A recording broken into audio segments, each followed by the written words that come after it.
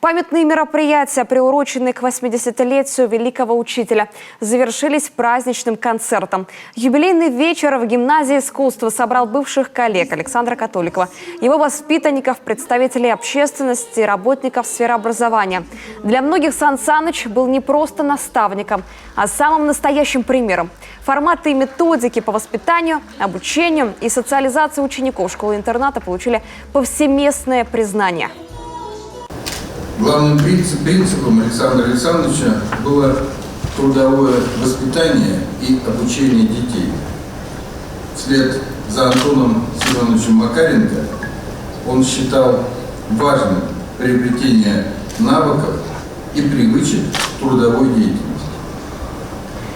Судьба отмерила Александру Александровичу Католикову недолгий жизненный путь. Но результаты совершенных им при жизни дел столь значимы, что и в 21 веке его опыт изучают и применяют новые поколения педагогов. Католиковские чтения проходят с 1997 года.